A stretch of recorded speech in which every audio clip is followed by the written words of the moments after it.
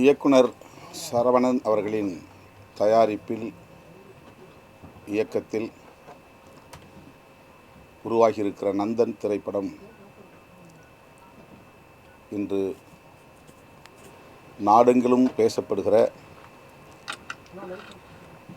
மிக முக்கியமான பிரச்சனையை மையமாக கொண்டு தயாரிக்கப்பட்டிருக்கிறது. நடிகர் சசிகுமார் அவர்கள் இதில் கதாநாயகனாக நடித்திருக்கிறார். இயக்குனர் பாலாஜி சக்திவேல், புதுமுகம் ஸ்ருதி பெரியசாமி ஆகியோர் முக்கிய கதாபாத்திரங்களில் நடித்திருக்கிறார்கள். இந்த நாடு விடுதலையடைந்து 3/4 நூற்றாண்டை கடந்திருக்கிறது. குடியரசு நாடாகி பவள விழாவை கொண்டாட இருக்கிறோம். ஆனால் இன்னும் அரசமைப்பு சட்டம் இங்கே முழுமையாக நடைமுறையில் இல்லை. ஜனநாயகத்தை மதிக்கும் நிலை பரிணமிக்கவில்லை. இதற்கு உள்ளாட்சி அமைப்புகளில் நிலவும் சாதிய வன்கொடுமைகள் சாட்சியங்களாக உள்ளன. இது தமிழ்நாட்டில் மட்டும் உள்ள பிரச்சனையில் அல்ல, இந்தியா முழுவதும் உள்ள பிரச்சனைகளாக உள்ளன. மேலவளவு படுகொலை, 7 பேர், மேலவளவு முருகேசன் உள்ளிட்ட 7 பேர் கொடூரமாக வெட்டி சாய்க்கப்பட்டார்கள். அது மட்டுமே பேசுபடு பொருளாக மாறியது. ஆனால் எண்ணற்ற பல தனி ஊராட்சி தொகுதிகளில் மக்களால் தேர்ந்தெடுக்கப்பட்ட ஊராட்சி மன்ற தலைவர்கள் சாதிய வன்மங்களால் எவ்வளவு கொடுமைகளுக்கு உள்ளாகிறார்கள் என்பதை இயக்குனர் இரா சரவணன் அவர்கள் மிக கவனமாக பதிவு செய்திருக்கிறார், அக்கறையோடு பதிவு செய்திருக்கிறார். வெளிச்சத்திற்கு வராத பல வன்கொடுமைகளை அம்பலப்படுத்தி இருக்கிறார். நடிகர் சசிகுமார் அவர்களின் நடிப்பு நம்மை நெகிழ வைக்கிறது. ஒவ்வொரு கிராமத்திலும் இன்றைக்கு எந்த அளவுக்கு சாதியம் தலைவிரித்தாடுகிறது,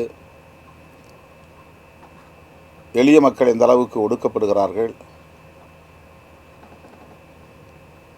குறிப்பாக உள்ளாட்சி அமைப்புகளில் ஊராட்சி மன்ற தலைவர்களாக தேர்ந்தெடுக்கப்படுகிறவர்கள் அந்த இருக்கைகளில் அமர முடிவதில்லை.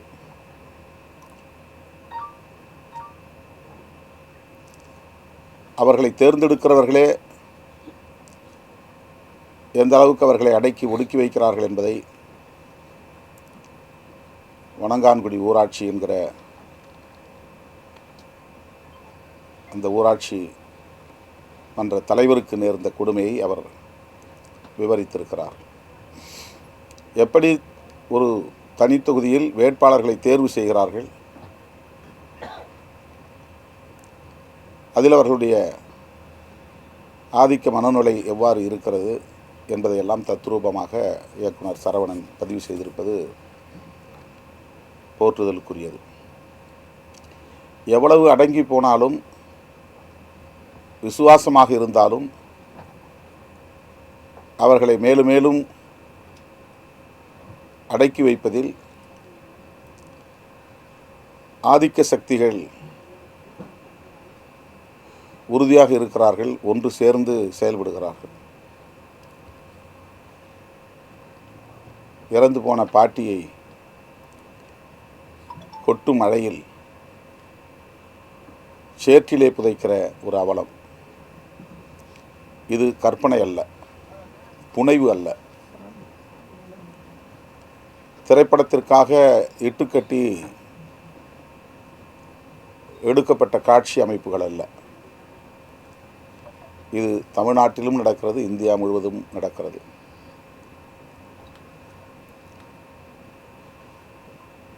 தன்னுடைய எஜமானனுக்கு விசுவாசமாக இருக்க வேண்டும் என்பதில் எவ்வளவு உறுதியாக அவன் இருந்தாலும் கூட அவன் கொஞ்சம் கூட தலைநிமிரக்கூடாது என்கிற அளவுக்கு சாதி வெறி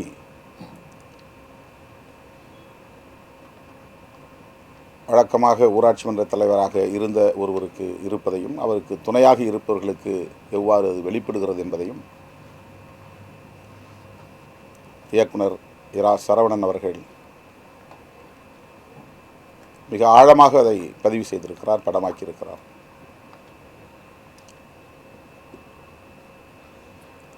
ஆள்வதற்கு மட்டும் அதிகாரம் தேவை என்று இருந்தேன், ஆனால் வாழ்வதற்கும் இங்கே அதிகாரம் தேவைப்படுகிறது என்கிற அந்த வசனத்தின் மூலம் இந்த சாதிய சமூக கட்டமைப்பில் எளிய மக்கள் எவ்வாறு பாதிக்கப்படுகிறார்கள் என்பதை இயக்குனர் சரவணன் மிக அழகாக பதிவு செய்திருக்கிறார்.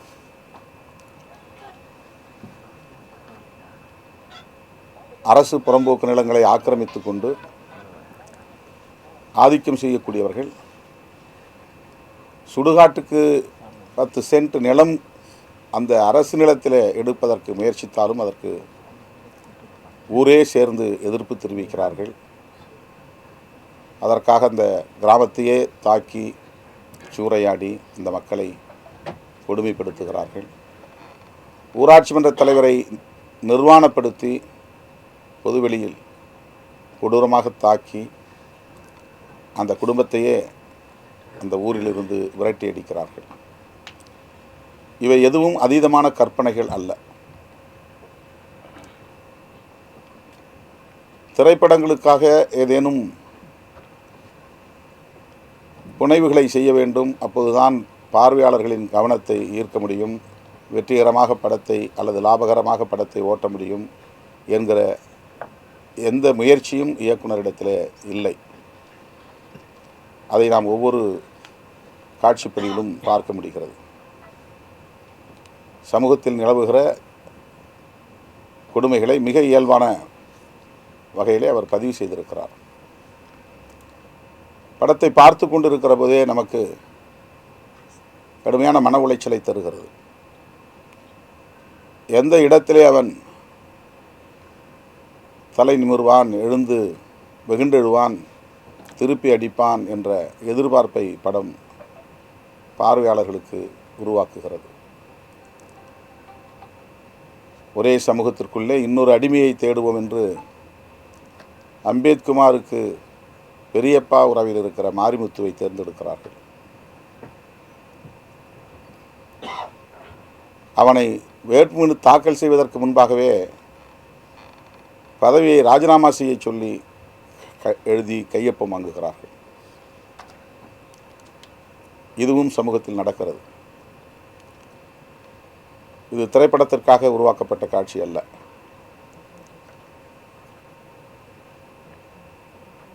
ஆனால் மாரிமுத்துவும் அந்த இடத்திலே துணிந்து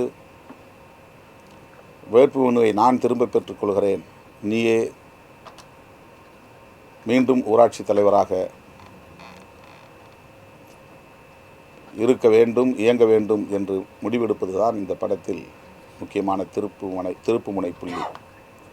யாரும் எதிர்பாராத ஒன்று. சமுத்திரக்கனி அவர்கள் மிகச் சிறப்பாக இடஒதுக்கீட்டுக்கான பின்னணியை எடுத்துச் சொல்கிறார். எத்தனையோ பல தலைவர்கள் போராடி உயிரிழந்து இந்த இடஒதுக்கீட்டு உரிமையை பெற்று தந்திருக்கிறார்கள். அஞ்சாமல் துணிந்து போராட வேண்டும் என்கிற ஊக்கத்தை தருகிற ஒரு பாத்திரத்தை சமுத்திரக்கனி அவர்கள் சிறப்பாக செய்திருக்கிறார். மாரிமுத்துவும் அம்பேத்குமாரும் இணைந்த புள்ளி ஒரு சமூகத்தின் தலைநிமிர்வுக்கான அடையாளமாக இருக்கிறது. மாரிமுத்து தன்னுடைய வேட்புமனுவை திரும்ப பெற்றுக்கொண்டு அம்பேத்குமார் போட்டியின்றி தேர்வு செய்யப்படுகிற அந்த காட்சி பார்வையாளர்களுக்கு பெரும் ஆறுதலை தருகிறது. அதுதான் திருப்பி தாக்குதல் நடவடிக்கை என்பதாக அமைகிறது. அதைவிட மிக முக்கியமாக மாரிமுத்துவை அவர்கள் போட்டியின்றி தேர்ந்தெடுக்கக்கூடிய சூழலில் போட்டியை உருவாக்கி தன்னுடைய பெரியப்பா ஒரு போட்டியின் மூலம் தேர்ந்தெடுக்கப்பட்டார் என்கிற சூழலை உருவாக்க வேண்டும் என்று அம்பேத்குமார் பாத்திரத்தில் நடிக்கிற சசிகுமார் அவர்கள் பேசுகிற அந்த காட்சி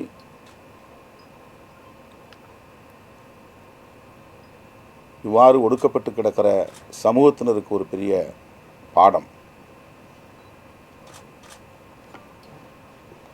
அஞ்சி ஒடுங்கி கிடக்கிறவர்களுக்கு துணிவூட்டுகிற ஒரு காட்சி அது.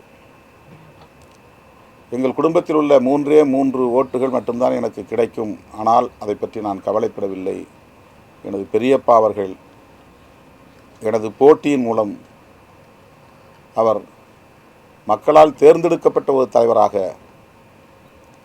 ஒரு கும்பலால் நியமிக்கப்பட்ட தலைவராக இல்லாமல் மக்களால் தேர்ந்தெடுக்கப்பட்ட ஒரு தலைவராக இருக்க வேண்டும் என்று விரும்புகிறார் அம்பேத்குமார். சமுத்திரக்கனி அவர்கள் பிடிஓவாக அவர் பேசுகிற அந்த காட்சி, போட்டியிடுவதுதான் உண்மையான ஜனநாயகம். ஆகவே நீங்கள் போட்டியிடுவது வரவேற்க தகுந்தது என்று பாடம் எடுக்கிறார். இதுவெல்லாம் வெறும் திரைப்படங்களுக்கான காட்சியாக இல்லாமல் ஒரு சமூகத்திற்கான ஒரு சோஷியல் எஜுகேஷன். ஜனநாயகம் என்றால் என்ன, போட்டியிட வேண்டிய தேவை என்ன, யார் ஒருவராலும் நியமிக்கக்கூடிய ஒருவராக அதிகாரத்தில் அமரக்கூடாது, சுதந்திரமாக செயல்பட முடியாது என்கிற ஒரு பாடத்தை, வகுப்பை இயக்குனர் இரா சரவணன் அவர்கள் அனைவருக்கும் எடுக்கிறார், வகுப்பு எடுக்கிறார். சட்டமும் இங்கே நடைமுறையில் இல்லை, ஜனநாயகமும் இங்கே கேலிக்கூத்தாக இருக்கிறது. 3/4 நூற்றாண்டை கடந்த நிலையிலும் குடியரசாகி இருக்கிற இந்த தேசத்தில் அரசமைப்பு சட்டம் நடைமுறையில் இல்லை. சனாதன தர்மம் தான் இன்னும் நடைமுறையில் இருக்கிறது. கிராமப்புறங்களில், உள்ளாட்சி அமைப்புகளில் முழுமையாக சனாதன தர்மம் தான் கோலோச்சுகிறது. அரசமைப்பு சட்டத்தை நடைமுறைப்படுத்துவதற்கு அதிகார வர்க்கமும் போராட வேண்டும், அதில் துணிவாக இருக்க வேண்டும் என்று சொல்லுகிற கதாபாத்திரமாக சமுத்திரக்கனி அவர்களின் கதாபாத்திரம் அமைகிறது. படம் தொடக்கத்திலேயே இந்த தொகுதி பொது தொகுதியாக இருந்தது, இப்போது தனி தொகுதியாகிவிட்டது என்று ஒரு மாவட்ட செயலாளர் சொல்லுகிற போது, இது யார் நினைத்தாலும், மந்திரியை நினைத்தாலும் இதை மாற்ற முடியாது என்று சொல்லுவார். இதை சொல்லுவதற்கு அன்றைக்கு மேலவளவிலே ஒருவரும் இல்லை, அதிகாரிகளும் இல்லை, சமூக தலைவர்களும் இல்லை. தனித்தொகுதியை நாங்கள் போராட்டத்தின் மூலம் பொது தொகுதியாக மாற்றிவிடுவோம் என்று போராடத் தொடங்கி அது படுகொலையிலே போய் முடிந்தது. இயக்குனர் சரவணன் அவர்கள் படத்தின் தொடக்கத்திலேயே அதை சொல்லுகிறார். அரசமைப்பு சட்டத்தின்படி அல்லது உள்ளாட்சி பஞ்சாயத்து ராஜ் சட்டத்தின்படி அதிகாரத்தை பரவலாக்குவது என்கிற அடிப்படையில் தனித்தொகுதிகள் வரையறுக்கப்பட்டன. அந்த தனித்தொகுதிகளில் ஒடுக்கப்பட்டவர்கள்தான், தலித்துகள் தான் போட்டியிட முடியும், இதை யாராலும் மாற்ற முடியாது. இதை சொல்லுவதற்கு அன்றைக்கு மேலவளவிலே யாரும் இல்லை. இந்த படம் அதை சொல்லுகிறது. அப்படி மாற்ற முடியாது என்ற பிறகுதான் தனக்கான கொத்தடிமை ஒருவனை தேர்ந்தெடுக்க வேண்டும் என்று தேர்வு செய்கிறார்கள். அதில் நந்தன் என்கிற ஒரு பாத்திரம், அவன்தான் முதலில் இந்த உரிமையை எழுப்புகிறான். பொது தொகுதியாக இருந்தாலும் கூட எங்கள் பெயரையும் எழுதுங்கள், நாங்களும் போட்டியிட வேண்டும் என்ற ஒரு குரல்.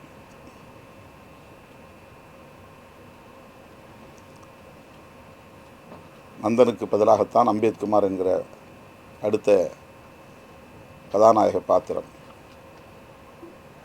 நந்தன் காலத்திலிருந்து இந்த கொடூரம் இன்னும் தொடர்கிறது. வரலாற்று ஆய்வாளர்கள் நந்தன் ஒரு மாமன்னன் என்று ஆய்வுகளின்படி உறுதிப்படுத்தி இருக்கிறார்கள். ஆனால் பெரிய புராணம் அவன் ஒரு தீண்டப்படாத சமூகத்தை சார்ந்தவன், கோயிலிலே நுழைவதற்கு முயற்சித்தான், நாயன்மார்களில் ஒருவன், புலையன் என்று பேசுகிறது. புராணம் சனாதன தர்மத்தின் வலிமையை பேசுகிறது. ஆனால் வரலாறு அப்படி அல்ல. அந்த நந்தன் காலத்தில், புராண நந்தன் காலத்தில் எப்படி இந்த சமூகம் இருந்ததோ அது இன்றைக்கும் தொடர்கிறது. நாடு விடுதலை பெற்று குடியரசாகி அரசமைப்பு சட்டம் நடைமுறைக்கு வந்து ஜனநாயகத்தை பரவலாக்கக்கூடிய எல்லா முயற்சிகளும் இங்கே நடைபெற்று கொண்டிருந்தாலும் சாதிய வன்மம் என்பது வேரோடி போய் கிடக்கிறது, புறையோடி போய் கிடக்கிறது. ஜனநாயக சக்திகளுக்கு ஒரு எச்சரிக்கையாக இந்த நந்தன் திரைப்படம். எல்லாம் நல்லபடியாக போய்கொண்டிருக்கிறது என்று நாம் எண்ணிக்கொண்டிருந்தால் ஜனநாயகத்தை காப்பாற்ற முடியாது. வெளிச்சத்திற்கு வராத இத்தகைய கொடூரங்கள், குரூரங்கள் ஏராளம் ஏராளம். எனவே ஜனநாயகத்தை காக்க வேண்டும் என்று துடிக்கிற ஒவ்வொருவரும் எச்சரிக்கையாக இருக்க வேண்டும் என்று எச்சரிக்கை மணி அடித்திருக்கிறார் இயக்குனர் இரா சரவணன் அவர்கள்.